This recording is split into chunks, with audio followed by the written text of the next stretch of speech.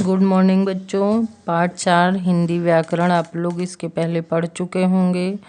आज हम आपको पाठ 5 नाम शब्द संज्ञा पढ़ाने जा रहे हैं। संज्ञा से तात्पर्य है कि किसी व्यक्ति, वस्तु अथवा स्थान के नाम को संज्ञा कहते हैं। आइए अब पुस्तक पढ़ते हैं तो थोड़ा समझ में आ जाएगा। दादी जी रोज जाती मंदिर, दादाजी जाते उपवन। संग संग उनके बच्चे जाते, टिंकू पिंकू रेखा बबली और सुमन। बैठ बेंच पर करते बातें, खुशी खुशी मुस्काते।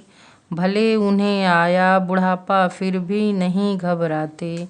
उठा छड़ी अपने हाथ में, सबको कसरत करना सिखाते।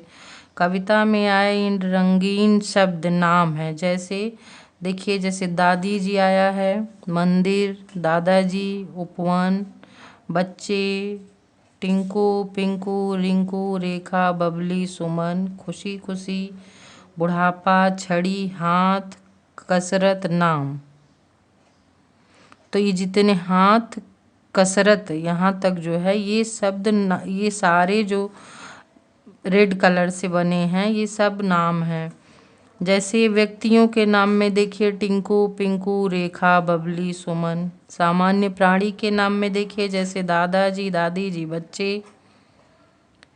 जगहों के नाम में मंदिर उपवन। वस्तुओं के नाम में बेंच छड़ी। मन के भाव या अवस्था के नाम खुशी और बुढ़ापा। शरीर के अंगों के नाम हाथ।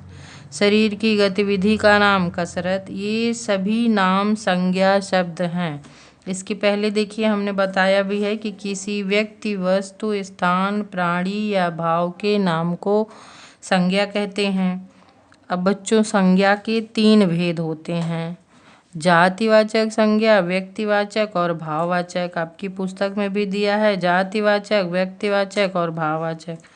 जातिवाचक संज्ञा में प्राणी या वस्तु की जाति का बोध होता है, समूह का बोध होता है। जैसे अभी हम कहें पर्वत, तो हिमालय पर अगर हम कहें पर्वत तो ये पूरे पर्वत का बोध हुआ। लेकिन अगर हम सिर्फ हिमालय की बात करें तो एक हुआ। विशेष व्यक्ति, प्राणी, जगह आदि व्यक्तिवाचक। फिर मन के भाव, अवस्था, गुण आदि भाववाचक। फिर जातिवाचक संज्ञा देखिए, जैसे पर्वत में हिमालय और पुस्तक में रामायण। जैसे पुस्तक कहे तो ये सारी पुस्तक, और रामायण कहे तो ये एक व्यक्ति का हो जाएगा, लड़का रमेश। फिर व्यक्तिवाचक संज्ञा विंध्याचल, सतपुड़ा, कामायनी, गोदान, प्रतीक, प्रत्युष। भाववाचक संज्ञा मन के भाव, अवस्था, गुण, दोष। तो मन के भाव क्या है? प्रसन्नता, ममत्व, प्यार, ये मन के भाव हैं। अवस्था क्या है? जैसे बुढ़ापा, बचपन, जवानी अवस्था है। गुण क्या है? वीरता, नम्रता, सुंदरता गुण है। दोष क्या है? घृणा, लालच, बुराई दोष है। अब भाववाचक संज्ञा शब्दों की रचना। भाववाचक संज्ञा शब्दों की रचना मुख्य रूप से जातिवाचक संज्ञा सर्वनाम, विशेषण और क्रिया शब्दों से होती है। जैसे देखिए, बच्चा से बचपन, बूढ़ा से बुढ़ापा, वीर से वीरता, सुंदर से सुंदरता, एक से एकता, मोटा से मोटापा। इसके बाद आप लोग इसको पढ़ लीजिएगा।